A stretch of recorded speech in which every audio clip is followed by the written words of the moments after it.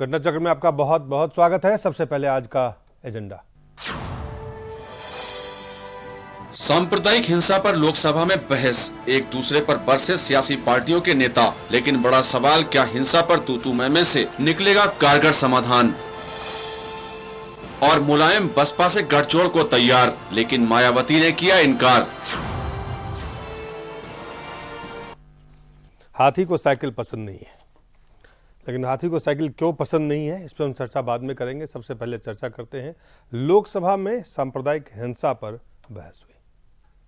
सबसे पहले बहस की शुरुआत में कांग्रेस पार्टी के जो लोकसभा में नेता है मल्लिकार्जुन खड़गे साहब ने क्या कहा, उसको आप सुने।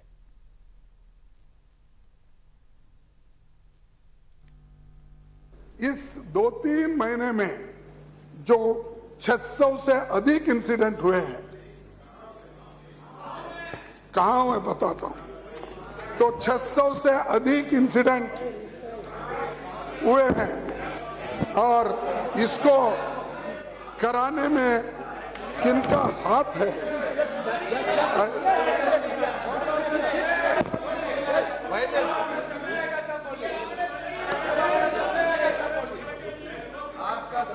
Let him speak. See, you have to cooperate. When your leader is speaking, please try to be there. Then otherwise there will be a reaction. That is the problem. Try to be. Now I will control it. Because don't do it. It's not your duty, my duty. I will Sir, please. This is not only I am not only saying this. They also know that every day they are reading in the newspaper. Every day they are hearing in the media, and every day they are getting the reports. Their intelligence is also feeding. But in spite of that, if they deny, कहाँ हो गए, तो मैं यहाँ पर list है, अगर पूरा पढ़ के बताओ, अगर बोलेंगे तो एक एक हम बोल के बताएं। तो ये आप सुन रहे थे कांग्रेस पार्टी के नेता हैं लोकसभा में। इससे पहले कि हम आपको और जो बयान के कुछ अंश वो दिखाएं, हम आपको बता दें हमारे साथ स्टूडियो में इलियास आजमी साहब हैं, नेता हैं आम आदमी पार्टी के। नंदकिशोर गर्ग जी हैं, भाजपा के वरिष्ठ नेता हैं। उपेंद्र प्रसाद हैं, वरिष्ठ पत्रकार। अवधेश कुमार जी हैं, वरिष्ठ पत्रकार। अवधेश जी, सबसे पहले तो ये कि जो चर्चा की शुरुआत हुई, और चर्चा के शुरुआत में बहुत सारी और भी स्पीकर ने उसमें हिस्सा लिया, लेकिन जो बात मल्लिकार्जुन खड़गे साहब कह रहे हैं, जो बहस की शुरुआत हुई है, इस बहस के पीछे मकसद क्या है? देखिए, मुझे कांग्रेस के 3 मानसिकता इसके पीछे लगती है। कांग्रेस की सोच अभी तक वही है कि हमने जो पुराना स्टैंड नरेंद्र मोदी के खिलाफ लिया वो 2002 से लेकर के उसमें बदलने की कोई आवश्यकता नहीं है, क्योंकि उनके पास दूसरा कोई चारा नहीं है कि नरेंद्र मोदी और भारतीय जनता पार्टी को कम्युनल बना करके और बाकी दल जो हमसे बिछड़ रहे हैं उन सब दलों को एक साथ हम शायद राज्य के स्तर पर, राष्ट्र के स्तर पर खड़ा कर सकेंगे इसके आधार पर, और इसके लिए आक्रामक होना जरूरी है। एक तो मेरी समझ में ये आ रही है, क्योंकि इसके पीछे सांप्रदायिकता निवारण का भाव नहीं है। कांग्रेस के अपनी जो है अपने जो राजनीतिक क्षरण है, लोगों में अलोकप्रियता है और लोगों के द्वारा नकार है, और पार्टियों के द्वारा भी उसके प्रति जो विकर्षण है, इन सब को दूर करने के लिए कांग्रेस की रणनीति बनी है कि सांप्रदायिकता के मुद्दे पर ही अगर हम आक्रामक हमला करते हैं तो फिर से एक सेकुलरवाद का शायद भाव पैदा हो संसद के अंदर और संसद के बाहर एक समूह खड़ा हो। एक तो मुझे यह समझ में आ रही है। दूसरी यह लगता है जो नेतृत्व को लेकर के कांग्रेस में प्रश्न चिन्ह जगह जगह उठा है, और एक तीसरे नेतृत्व की मांग हो रही है, तो उसको पीछे करने के लिए यह आवश्यक है कि सरकार पर हमला रखा जाए, और सरकार पर हमला रखना है तो फिर यही उनके पास एक चारा बचता है। और जो तीसरी बात मुझे समझ में आ रही है जो सबसे ज्यादा, क्योंकि नरेंद्र मोदी की जो एक देश के साथ साथ एक देश के बाहर जो लोकप्रियता बढ़ रही है, और खासकर राज्यों के चुनाव में भी ऐसा लग रहा है कि नरेंद्र मोदी का प्रभाव अभी कायम रहने वाला है। हम लोग मान रहे थे कि नरेंद्र मोदी के केवल राष्ट्रीय प्रभाव होगा, लेकिन ऐसा लग रहा है कि अभी उनके प्रति आकर्षण बचा हुआ है। तो भावी चुनावों के लिए भी जो एक मुस्लिम मत है वो जहां जहां कांग्रेस को, जैसे इस समय महाराष्ट्र है, कांग्रेस महाराष्ट्र में मुसलमानों ने लगभग कांग्रेस का साथ छोड़ दिया है, उत्तर प्रदेश में छोड़ दिया, वहां का भले चुनाव नहीं है, हरियाणा का एक बड़ा बेल्ट है जहां के मुसलमानों का वोट है, तो ये सारे को ध्यान में रखते हुए झारखंड में आदिवासी ईसाइयों का एक तबका का बड़ा वोट है, तो इनको ध्यान में रखते हुए उसने ये बातें उठाई है। लेकिन मैं कहूंगा जो डाटा दे रहे हैं ना वो बिल्कुल गलत डाटा है जी। वो 100% जो है झूठ है वो डाटा, क्योंकि जो डाटा हम लोगों के पास है उसके आधार पर देखिए 2013 में 823 सांप्रदायिकता की घटनाएं हुई, 2269 घायल हुए, 133 मरे। 2012 में 668 सांप्रदायिकता की घटनाएं हुई, 2117 घायल हुए और 94 मरे थे। 2014 का फिगर है वो मई और जून औसत इन्होंने जो निकाला है कि 113 घटनाएं हुई हैं, तो 2 महीने के औसत के आधार पर पूरे साल से आप तुलना करके उसको 600 घटना बता देना। मैं कांग्रेस से यह पूछना चाहूंगा, कांग्रेस के कोई नेता संजोग से नहीं है, कि ये 600 घटनाएं कहां हुई हैं, पहली बात। चलिए उपेंद्र जी, ये इस बहस की शुरुआत को, इस बहस को कैसे देखा जाए इस समय? अब देखिए, सोनिया गांधी कल भी रिएक्ट कर रही थी जी। 2-3 दिन से सोनिया गांधी सांप्रदायिकता को मुद्दा बनाने की कोशिश कर रही थी। ये उसी का ये कांग्रेस की ही मांग पर जी ये चर्चा शुरू हुई है संसद में, और खड़गे साहब ने वही कहा जो सोनिया गांधी कह रही थी। सोनिया गांधी बोल रही थी कि नरेंद्र मोदी की जब सरकार बनी है तो सरकार है जो जी दंगे भड़का रही है।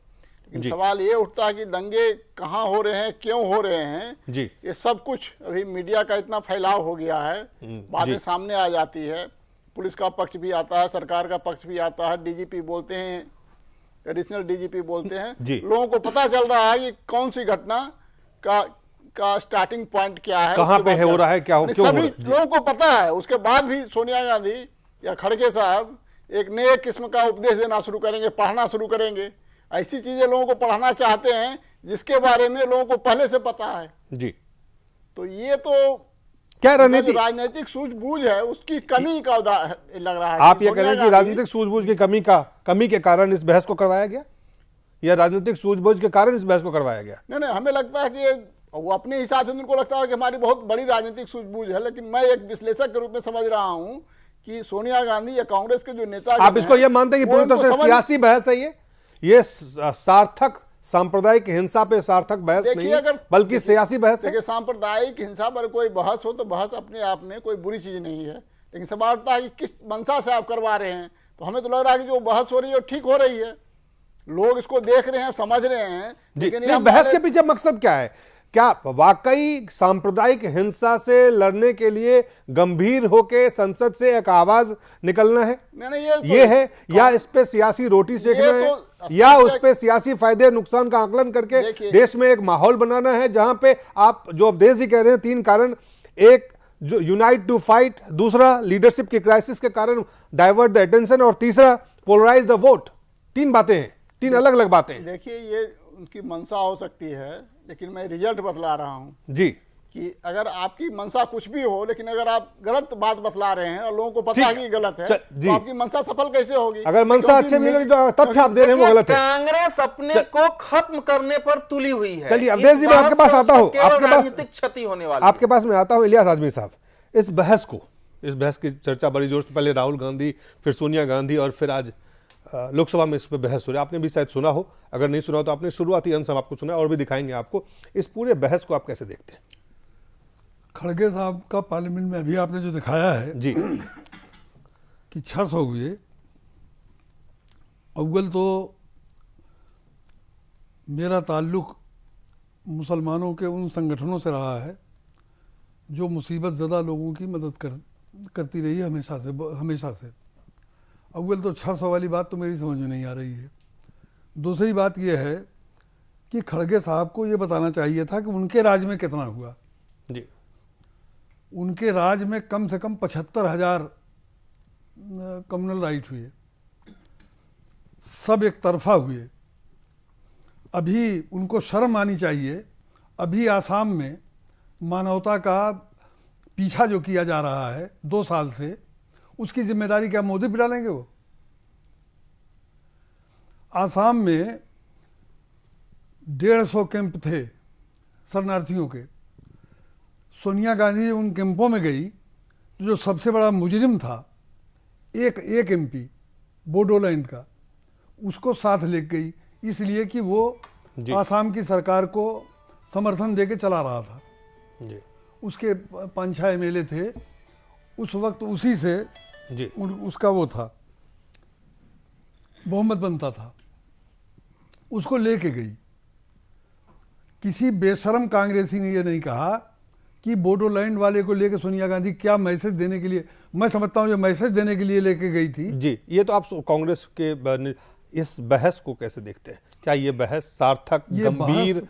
और ये बहस हमेशा जी जो सियासी अहमक तबका रहा है जी मुसलमान, उन सियासी अहमकों को अब उसके कुछ अकल आई है, उसको फिर से बेवकूफ़ बनाने के लिए सोनिया गांधी ने ये शुरू कराई है जी। इसका कोई ताल्लुक नहीं है।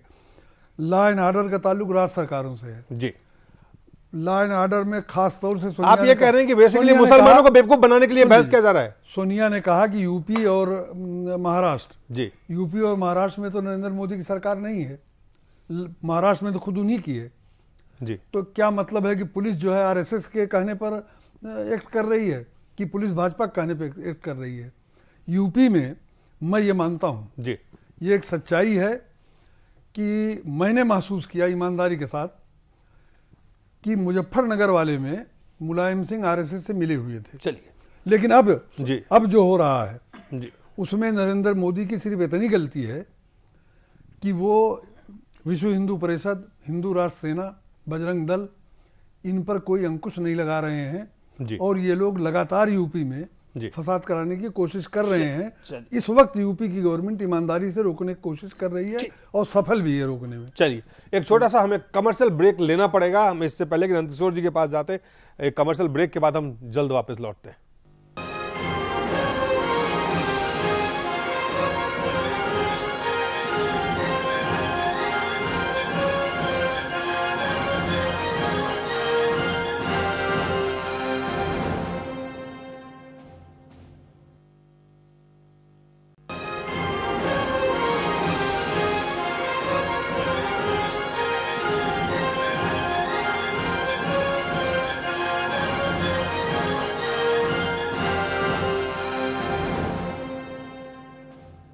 एक बार फिर से स्वागत है घटना चक्र में। हम चर्चा कर रहे हैं लोकसभा में सांप्रदायिक हिंसा पे जो बहस हुई।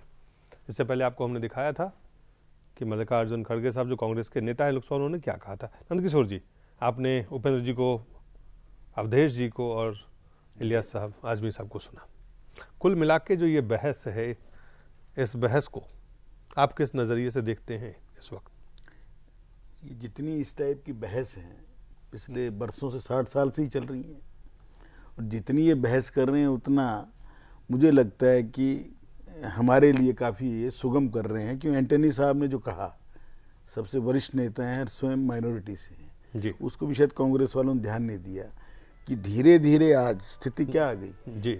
पूरा देश 125 करोड़ को एक समझने वाले जी। उनकी संख्या बढ़ती बढ़ती 40% पे आई है जी।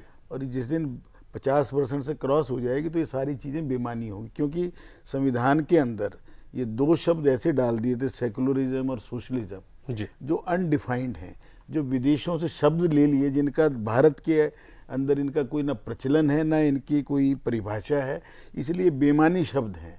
इसलिए देश की जनता देख रही कि जातिवाद से ऊपर उठकर एक देश, एक राष्ट्र, एक जन, एक सोच, ये कहने वाले लोगों को देश की जनता ने पसंद किया। 20 राज्यों में कांग्रेस शून्य हो गई। घोर जातिवाद का बात करने वाले, चाहे जगन रेड्डी थे, चाहे कांग्रेस थे, चाहे मुलायम सिंह थे, मायावती थी, आज सबको औकात भारत की जनता ने बताई है। सहारनपुर के अंदर जो आदमी बोटी बोटी करने वाला थे, जो नाम आए थे, वो झगड़ा था एक गुरुद्वारे का, जिसका फैसला हो गया था। एक योजना बनाकर पूरी मार्केट जलाई गई और उसको मुलायम सिंह या अखिलेश यादव, वो सारे जी। क्योंकि उधर झगड़ा जिनसे था और जो करा रहा था, जी। किसको नहीं मालूम कि क्या बोल रहा था, जो मोदी के बूटी बूटी करने वाला इमरान जी। वो कांग्रेस का कैंडिडेट था सहारनपुर से, और उसी ने ये दंगा करा, ये सिद्ध हो गया, अरेस्ट भी हो गया। आज यूपी में दंगे हैं, वो कांग्रेस की सहयोगी पार्टी है। गुजरात में क्यों नहीं दंगा होता, मध्य प्रदेश में छोटा सा एक दिन हुआ था, अगले दिन कंट्रोल कर लिया उज्जैन इंदौर में, छत्तीसगढ़ में क्यों नहीं दंगा होता, राजस्थान में क्यों नहीं दंगा होता, जबकि कांग्रेस के राज में राजस्थान में कितनी बार दंगे हुए। हमारा ये मानना है कि दंगाई कोई हो, उसकी कोई जाति कोई धर्म नहीं होता, उसको सख्ती से कुचला जाएगा। इस देश के अंदर एक देश मानकर रहने वाले, इस देश की धरती को अपनी माँ समझने वाले लोगों को शांतिपूर्ण ढंग से रहें, सबका साथ लेके चलें, सबका विकास हो। कल कश्मीर में भी यही बात कही है और इस बात को कहते नहीं, हम करके दिखा रहे हैं। इसलिए चलिए, आप ये बात कह रहे हैं, जरा भारतीय जनता पार्टी के सांसद हैं गोरखपुर से योगी आदित्यनाथ, वो क्या जवाब दिया उन्होंने कांग्रेस पार्टी के आरोप का, वो आपको हम दिखाते हैं। कांग्रेस के नेता माननीय खड़गे जी की बातों को यहां पर सुन रहा था और मुझे आश्चर्य हुआ कि वो अपना लिखित स्टेटमेंट यहां पर पढ़ रहे थे तो कह रहे थे 113 घटनाएं घटित हुई, लेकिन जब वो मौखिक बोल रहे थे तो कह रहे थे 600 से घटनाएं घटित हुई। क्या सत्य है यह मुझे लगता पूरा देश जानता है। 26 मई को श्री नरेंद्र मोदी जी के नेतृत्व में भारतीय जनता पार्टी नेतृत्व की सरकार ने शपथ ग्रहण किया था और इस देश के अंदर इस सरकार के आने के बाद आम जनता में विश्वास बहाली हुई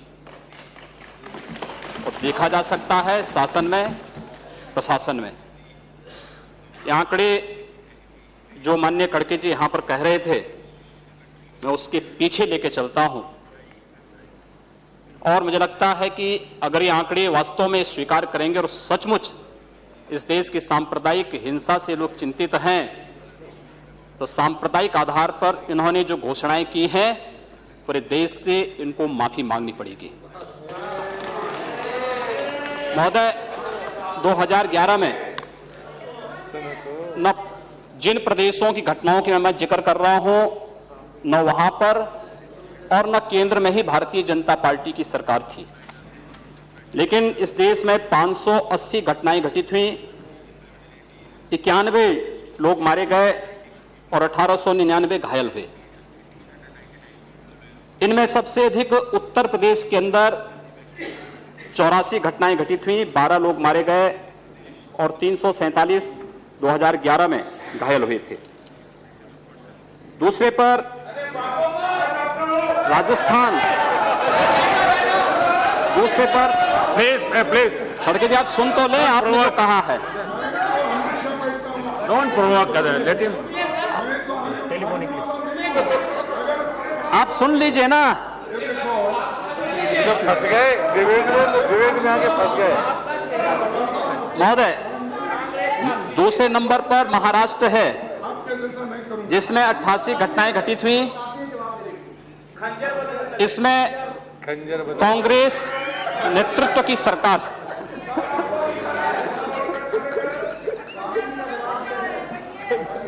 88 घटनाएं घटित हुई, 15 मारे गए। तीसरे पर कर्नाटक, ये भी कांग्रेस की सरकार यहां पर है, इसमें 70 घटनाएं घटित हुई और उसके बाद केरल में 30 घटनाएं घटित हुई। 2011 की बात कर रहा हूं। 2012 में 668 घटनाएं घटित हुई, 94 की मौतें हुई और 2117 घायल हुए। 2013 में केंद्र में कांग्रेस नेतृत्व की ही सरकार थी और 823 से अधिक सांप्रदायिक हिंसा की घटनाएं पूरे देश के अंदर घटित हुई। यद्यपि कानून व्यवस्था राज्य का विषय है और राज्य सरकार की जैसी मंशा होती है, वहां का राजनीतिक नेतृत्व जैसे होता है, वहां का प्रशासन उसी प्रकार की कार्रवाई करता है। मुझे लगता है ईमानदारी से इन लोगों ने विश्लेषण किया होता और अपनी केंद्र सरकार और अपने या अपने से जुड़े हुए अपने सहयोगी दलों के द्वारा जो संचालित सरकारें हैं, उन सरकारों के सांप्रदायिक एजेंडे पर ध्यान दिया होता। ये पोलराइजेशन आखिर हो क्यों रहा है? पोलराइजेशन के कारण क्या है? मुझे लगता है वह पोलराइजेशन के पीछे के कारणों को ईमानदारी से हम विश्लेषण करेंगे तो मुझे लगता है एक तरफ आप कहते हैं हम सेकुलर हैं और दूसरी तरफ एजेंडा जो लागू करते हैं उसको सांप्रदायिक रूप से कॉम्युनल आधार पर लागू करते हैं। इस देश में 12 लाख से अधिक साधु संत और पुजारी रहते हैं, लेकिन ये लोग इमामों के लिए वेतन की घोषणा करते हैं, एक पक्षीय कार्रवाई करते हैं। क्या ये सेकुलर एजेंडा है? अवधेश जी, सवाल और जवाब। इस सवाल और जवाब में हिंसा, सांप्रदायिक हिंसा से गंभीरता से उसके समाधान को ढूंढने की कोई सोच आपको नजर आती है? देखिए, समाधान इस समय अगर उत्तर प्रदेश को थोड़ा छोड़ दें तो देश में सांप्रदायिकता का माहौल है ही नहीं। सच ये है, उत्तर प्रदेश में भी अगर आप देखिए, आपके सामने जो घटनाएं हुई हैं वो सिखों के गुरुद्वारा बनाने में वहां के एक मुसलमान नेता ने किस ढंग से वो दलाली करता था और लोगों को धमकी देके पैसा वसूलता था, वो कारण नजर आए हैं। जो अभी लड़की की घटना हो रही है बगल में, उसको आप देख लीजिए, उसमें कहीं आरएसएस बीजेपी का हाथ नहीं है। ये सब ऐसी घटनाएं हो रही हैं जो अपराध की घटना होती हैं, वो सांप्रदायिकता का रूप ले लेती हैं क्योंकि उसमें मुसलमान इन्वॉल्व हो जाता है। तो इसलिए पहली बात तो यह है कि देश में कहीं भी इस समय सांप्रदायिक तनाव का माहौल नहीं है, कोई बड़े राइट्स हो नहीं रहे हैं, हिंदू मुसलमान शांति से मिलकर रह रहे हैं। इस प्रकार की मांग कांग्रेस का करना, मैं ये समझता हूं कि सांप्रदायिकता को बढ़ाने वाला भाव है, क्योंकि इसमें तो बीजेपी तो स्वीकार करेगी नहीं। अब मेरे पास आप समझिए कि 47 से लेके अभी तक के दंगों की लिस्ट अभी मैंने निकाल ली है। मैं एक एक चीज आपको बता सकता हूं कि कब कब कितने कितने मारे गए हैं।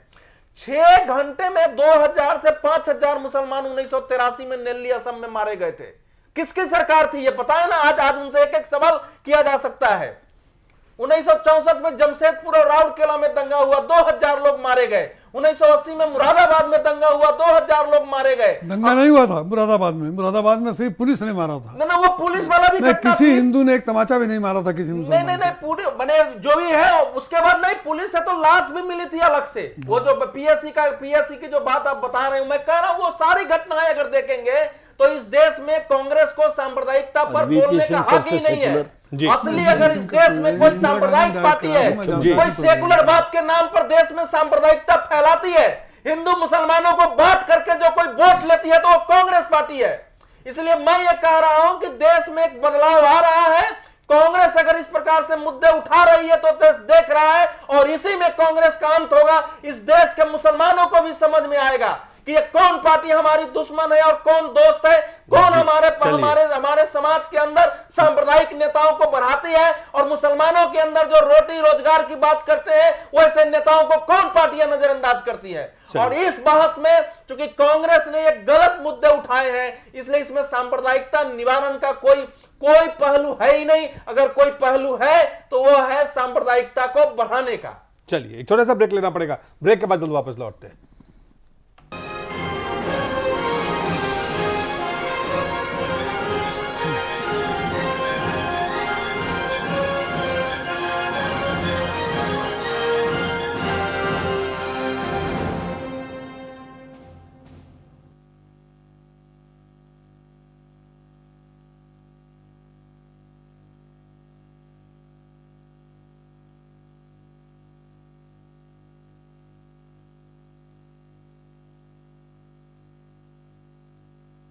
कांग्रेस वाला है कांग्रेस का।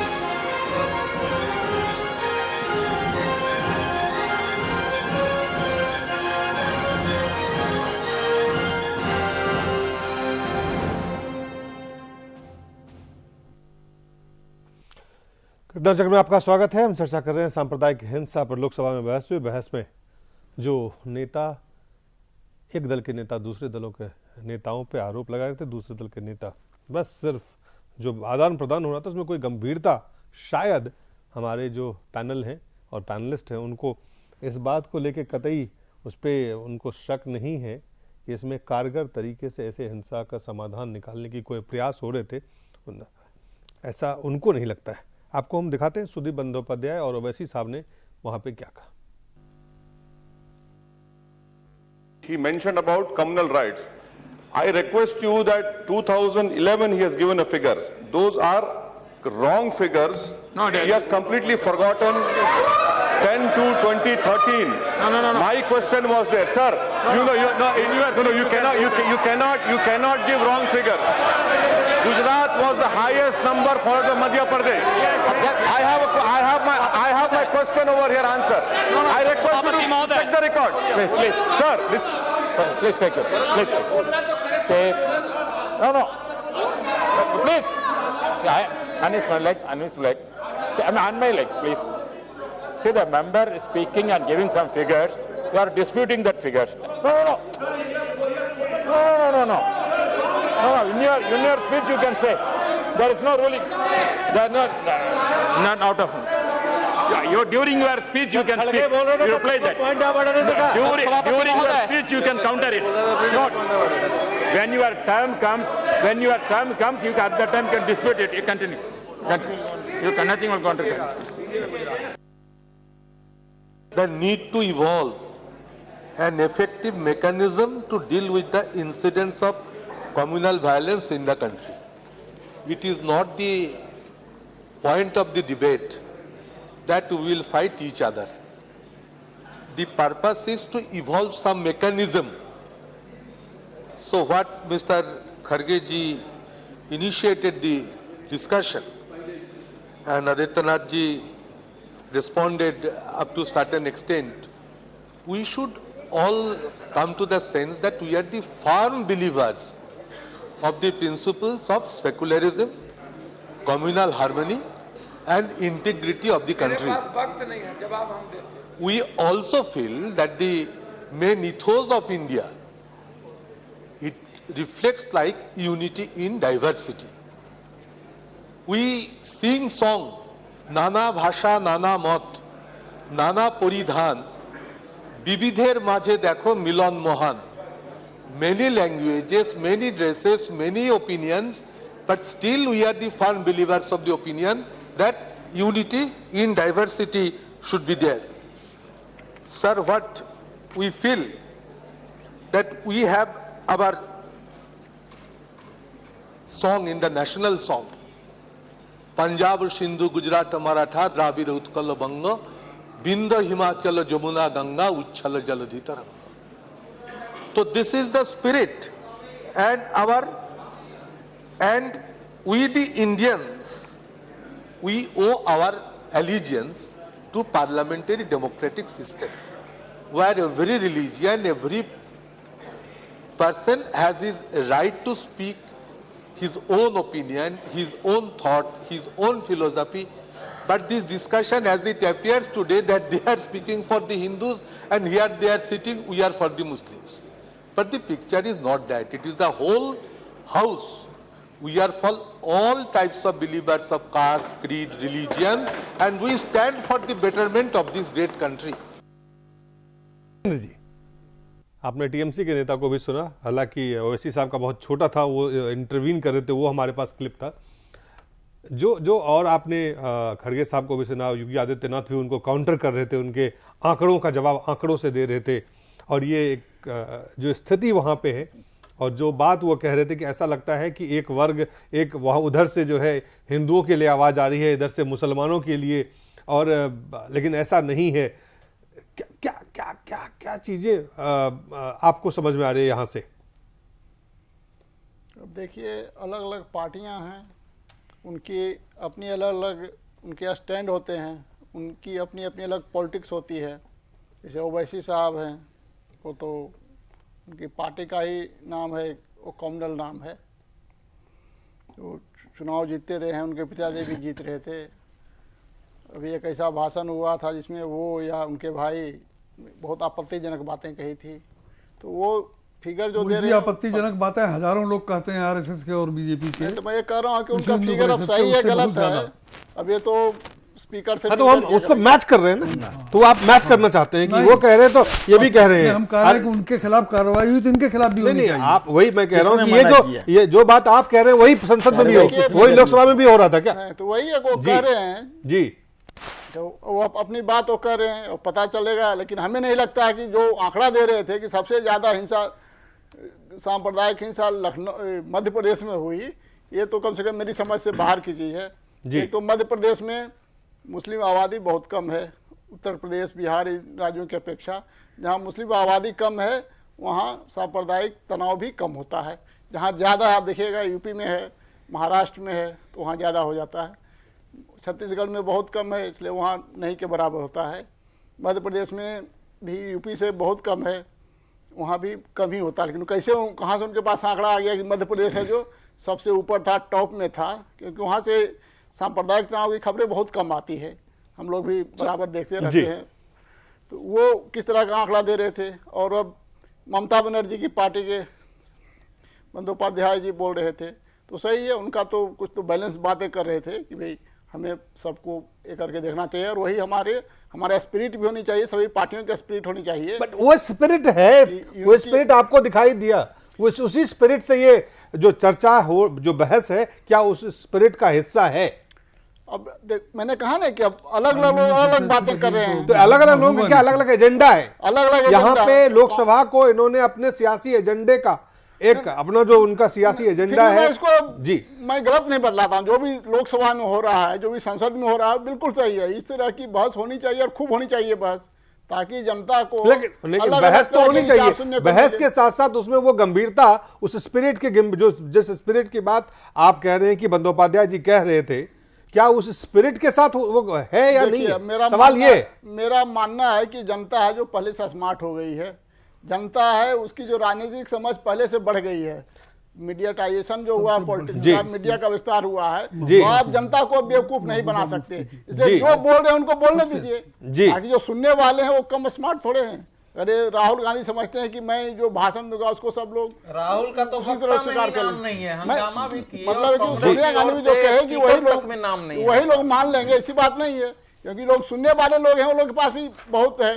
अब सोशल मीडिया से जानकारी मिल जाती है, अखबारों से जानकारी मिलती है, इलेक्ट्रॉनिक मीडिया से जानकारी मिलती है। इलेक्ट्रॉनिक मीडिया भी तरह तरह के लोग आकर के तरह तरह की बातें बतलाते हैं। उनकी जो अपनी समझ शक्ति है जो बढ़ी हुई है, तो ऐसे बढ़ी हुई समझ शक्ति में आप 70s और 80s और 90s की बातें प्रतिक्रिया ढूंढेंगे तो नहीं मिलेगा। 1990 के दशक की जो शब्दावली है, उस समय की जो सोच है, उस समय का जो आपका तरीका है, पॉलिटिकिंग का तरीका है, वो अब 20वीं सदी के 21वीं सदी के दूसरे जो दशक है वो नहीं चलेगा।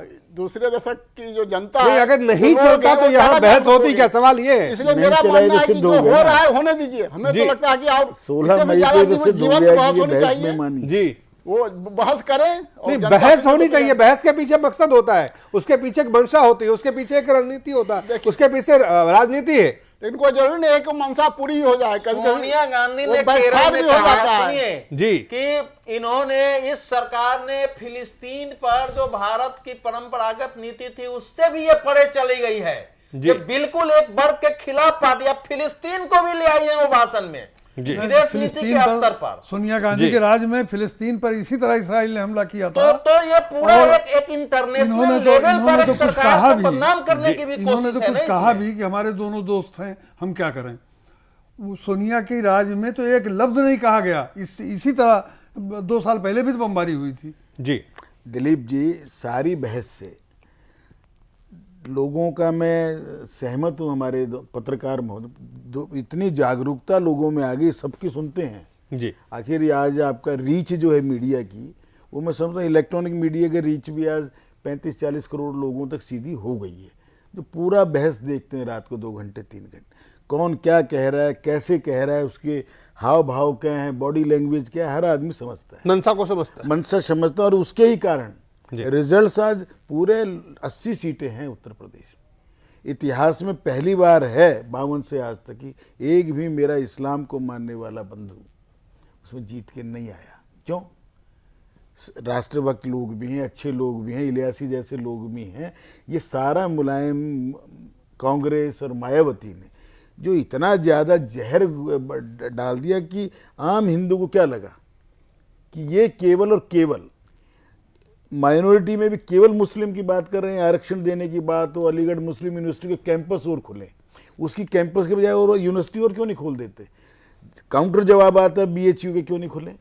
ये बिना मतलब की बातें हैं। आज ये नाम ही हट जाने चाहिए। सेंटर 100 पैसा सरकार देती है, AMU हो या BHU हो, ये नाम क्यों होने चाहिए? अगर सेकुलरिज्म के इतने पैरोकार इस देश में बैठे हैं 65 साल से, अगर आज 100% खर्चा केंद्र सरकार जहां दे रही है वहां क्यों नाम आना चाहिए मुस्लिम या हिंदू? में दोनों की कह रहा हूं। हिंदू को हम राष्ट्रवादी शब्द मानते हैं, उसके बावजूद मैं कह रहा हूं कि यदि सच्चाई मन में हो तो आज इन नामों की, आरक्षण की बात और ये सब हटा के मेरिट की बात करें, और उस मेरिट की बात करते हुए सबको उसका हक दें, सबको जीने का हक, सबको रोटी का हक, सबको रोजगार का हक, ये ज्यादा जरूरी है। उसके लिए कोई सब लिफाफेबाजी करते हैं, लेकिन उन चीजों से जी शेड्यूल कास्ट में जिन लोगों को वंचित कर दिया था नेहरू ने, उनका वंचित होना भी खत्म करें। जी मैं कह रहा हूं आज जो 70 साल के बाद ये होना चाहिए। जो बात सुदीप बंदोपाध्याय कह रहे हैं, अगर नेहरू या कांग्रेस सेकुलर होते तो शेड्यूल कास्ट का आरक्षण आबादी के अनुपात से अंग्रेज ने लागू किया था 1943 में। 1943 में पूना पैक्ट के आधार पर, जो गांधी और अंबेडकर में हुआ था। 1935 में हुआ था। नहीं, 1936 में लिस्ट बनी थी, 1943 में वो आरक्षण लागू हुआ। कॉन्स्टिट्यूशन जब बनने लगा, कॉन्स्टिट्यूशन को लागू करते वक्त 10 अगस्त सन 1950 को, 26 जनवरी सन 50 को कॉन्स्टिट्यूशन लागू हुआ। आरक्षण लागू करते वक्त नेहरू ने एक नोटिफिकेशन जारी कराया कि सूची तो वही रहेगी, सुन लीजिए, जो 1936 में बनी है, लेकिन उस सूची के सिर्फ उन लोगों को आरक्षण मिलेगा जो हिंदू हों। जी सुन लीजिए, ऐसी पार्टी को जो सेकुलर कहता है वो पागल है जी, और जो सेकुलर समझता है वो पागल है जी। चलिए, जो सेकुलर कहता है कॉन्स्टिट्यूशन को जब तक वो नेहरू की वो नहीं हटाई जाती, कॉन्स्टिट्यूशन को सेकुलर कहने वाले भी पागल हैं। चलिए, एक छोटा सा हमें ब्रेक लेना पड़ेगा। ब्रेक के बाद जल्द वापस लौटते हैं इलियास आदमी साहब। नहीं मिलेगा, कपड़ा दोनों धोते हैं।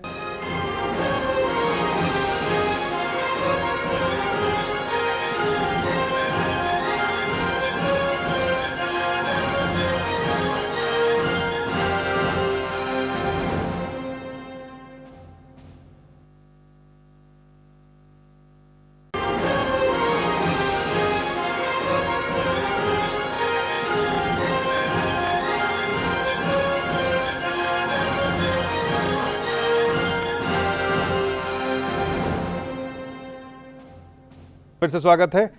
इससे पहले कि हम दूसरे विषय पे जाएं, आपको हम एक बार फिर से दिखाते हैं कि कई तरह के राजनीतिक बयान आए।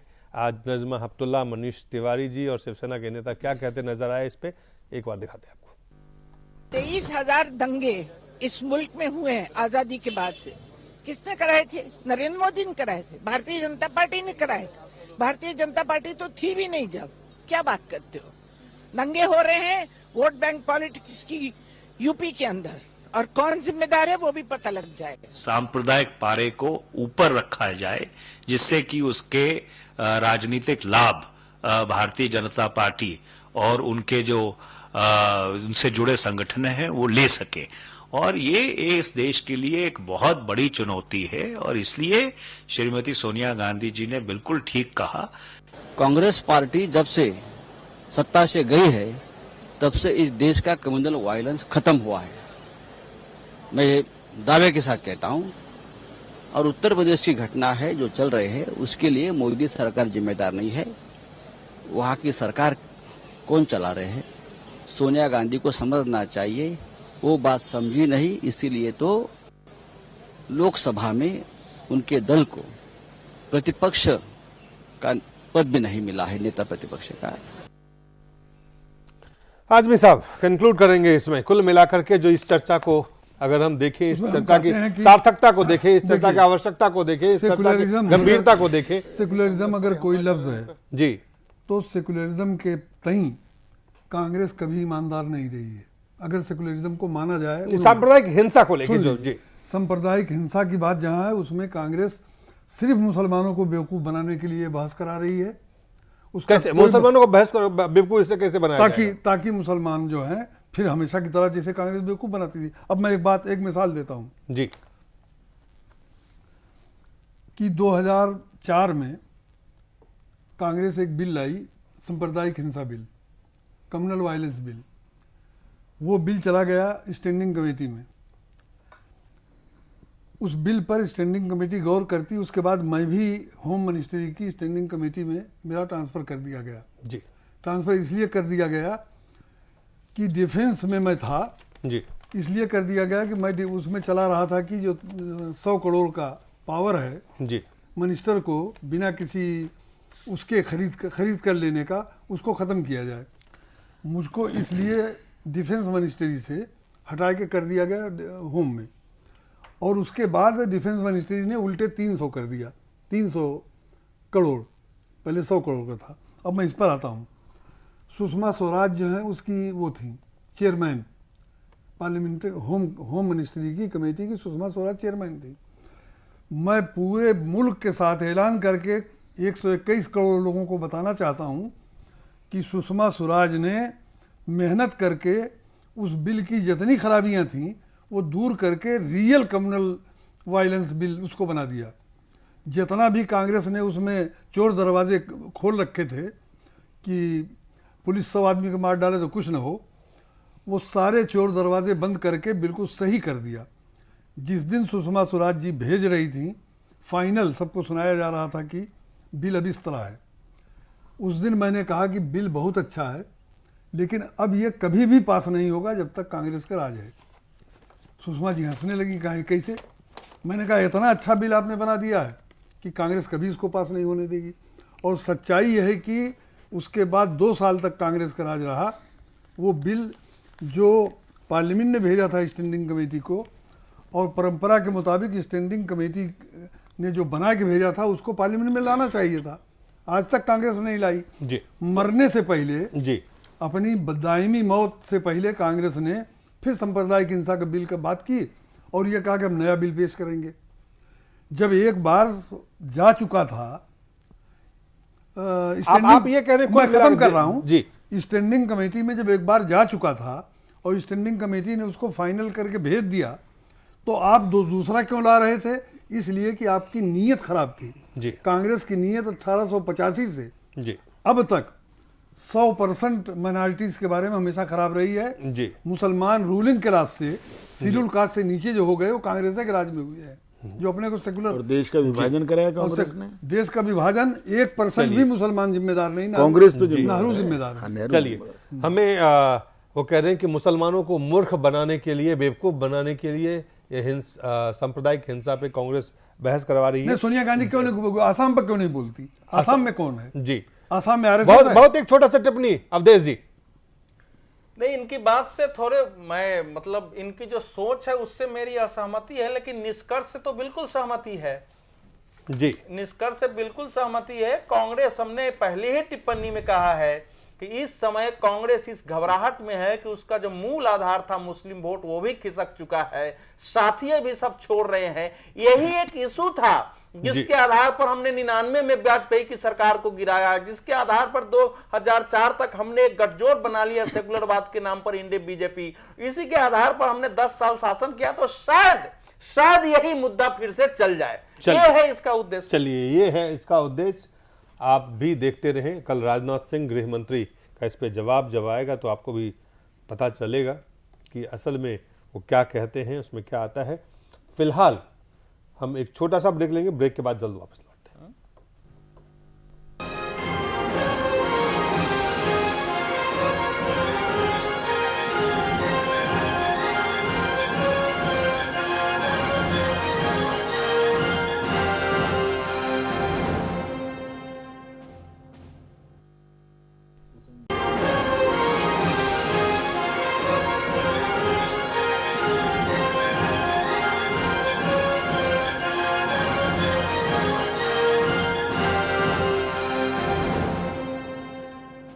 स्वागत है एक बार फिर से। हमारे पास समय कम है लेकिन अहम मसला है। हाथी को साइकिल बिल्कुल पसंद नहीं है जी, मायावती को मुलायम से दोस्ती किसी भी कीमत पे बिल्कुल पसंद नहीं है। जब मुलायम सिंह यादव से पूछा गया तो उन्होंने कहा कि अगर लालू मायावती का हाथ पकड़ के लाएं तो वो तैयार है, लेकिन मायावती ने बिल्कुल साफ कर दिया। और क्या साफ किया आप खुद देख लें उन्होंने क्या कहा।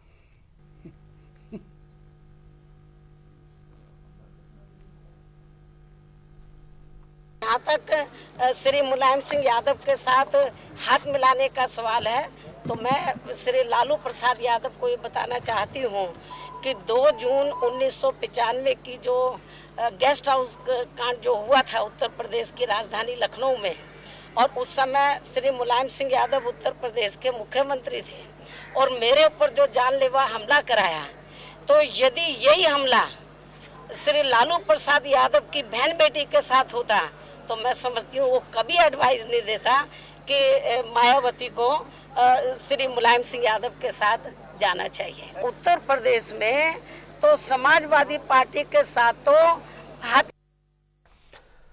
इलियास आजमी साहब बसपा में रहे हैं, आप बसपा में भी रहे हैं, आप सपा को भी जानते हैं। आप बहन जी की इस बात से कतई मुत्तफिक नहीं हूँ कि वो गेस्ट हाउस कांड के बहाने अब तक उसी लाइन पर बनी रहे। जी खुद गेस्ट हाउस कांड में जो असल मुजरिम थे, चलिए वो उसमें जी हमारे पास समय कम है इसलिए हम बिल्कुल विषय पे आइए। जी उनमें अतीक अहमद को एमपी आपने बनाया, उसमें रमाकांत यादव को एमपी आपने बनाया, उसमें उमाकांत यादव को एमपी आपने बनाया। क्या कारण है वो समाजवादी पार्टी के साथ नहीं हाथ मिलाना चाहती? दाऊद अहमद को तब से लगातार टिकट आप दे रही हैं, एमपी और एमएलए दोनों आपने बनाया। क्या कारण है कि वो समाजवादी पार्टी के साथ नहीं जाना चाहते? जब आप खुद हमला करने वालों को आप टिकट देती हैं और एमपी बनाती हैं तो आपको अब उसको मुद्दा बनाना आपके लिए मुनासिब नहीं है। नहीं, आपको क्या कारण लगता है कि मायावती क्यों नहीं मुलायम सिंह के साथ जाना चाहती है? बहन जी 403 टिकट बांटना चाहती हैं जी, 200 नहीं। चलिए बहन जी 403 टिकट बांटना चाहती है। उपेंद्र जी, इस पूरे लालू यादव ने इसकी शुरुआत की, इसको सिरे से खारिज कर दिया मायावती ने। देखिए मुलायम सिंह यादव बहुत ही सातिर पॉलिटिशियन हैं जी। वो कभी मुस्लिम का इस्तेमाल करते हैं, कभी ओबीसी का इस्तेमाल करते हैं और दलित का इस्तेमाल करना चाह रहे हैं। अभी जो उपचुनाव होने वाले हैं उत्तर प्रदेश में उसमें मायावती ने कहा कि हम उम्मीदवार नहीं खड़े करेंगे। अब उनको डर लग रहा है कि जो दलित उनका जो मतदाता सपोर्टर है वो बीजेपी की ओर शिफ्ट कर जाएगा, फिर हम हार जाएंगे जी। तो अब वो किसी तरह से वो मैसेज देना चाह रहे हैं कि भाई हम तो बहुत मायावती के प्रति बहुत सिंपैथेटिक हैं, या उनको लग रहा होगा कुछ आशावाद पनपा होगा कि लालू यादव कुछ हमारा काम कर दें, ताकि वो बहुत लंबी रणनीति नहीं बनाते हैं। मुलायम सिंह यादव अगले चुनाव की रणनीति बनाते हैं, फिर उसके बाद वो अपनी रणनीति बदल देते हैं। कल्याण सिंह का उन्होंने इस्तेमाल किया और कल्याण सिंह को नहीं अपनी पार्टी में लेते 2009 में तो शायद उनकी पार्टी को 10 सीटें भी नहीं मिलती। फिर उसको इस्तेमाल किया, फिर मुस्लिम वोटर्स को इस्तेमाल किया, अब वो दलित वोटर्स को इस्तेमाल करना चाह रहे हैं 12 उपचुनावों के लिए। उसके लिए वो लालू को इस्तेमाल कर रहे थे। मायावती इस बात को समझती है, मायावती ने झटक दिया। चलिए मैं बता दूं कि अगर कोई ये समझता है कि मायावती के चुनाव न लड़ने से मुलायम सिंह को नुकसान हो जाएगा जी, मुलायम सिंह का तो इतना बड़ा फायदा होगा। चलिए वो फायदा नुकसान देखा जाएगा। वोट से बहुत ज्यादा मुसलमान वोट है जी, और वो जो है उसके पास कोई चारा ही नहीं रहेगा समाजवादी कोर्ट देने के लिए। चलिए अवधेश जी, उसका जो दलित वोट है वो चला जाएगा। लालू यादव की सोच से तो बिहार की ही राजनीति नहीं चल पाई। लालू यादव ने उस दिन जो रैली की, ये जो बीजेपी के खिलाफ एक महागठबंधन का माहौल कि जब वहां नहीं चली तो उत्तर प्रदेश की राजनीति उनके सोच से चल जाएगी। ये कैसे संभव है? मायावती और मुलायम में गठबंधन वैसे ही है जैसे सांप और नेवले में गठबंधन कराना। इन दोनों की भूमिका समय काल और परिस्थितियों के अनुसार कभी सांप की होती है, कभी मेमने की होती है। इनमें ये इसलिए एक असंभव सा गठजोड़ की कल्पना लालू यादव ने की थी जिसका धरातल पर उभरना संभव ही नहीं था। वो एक कांड केवल डाक बंगला तक ही सीमित नहीं है, दोनों की अपनी अपनी राजनीति अलग अलग है, वो धारा ही अलग है जी। कुल मिलाकर के बीजेपी के लिए खबर अच्छी है। मैं तो चाहता हूं ये मिल जाएंगे जी, क्योंकि मिले तो अब लगभग सारे मिले थे ना। इस देश का नागरिक जाग चुका है, नौजवान इस देश का जो आज मेजोरिटी में आ गया 40 साल की उम्र तक, उनके लिए मिलना मिलाना ये कई बार मिले हैं जी। चलिए मायावती से यही कई बार मिले हैं मुख्यमंत्री। चलिए बहुत बहुत धन्यवाद, हमारा समय खत्म हो गया। हमारी कार्यकर्ता उपेंद्र जी, अवधेश जी, इलियास आजमी साहब, नंदकिशोर जी, आप सब लोगों का बहुत बहुत धन्यवाद।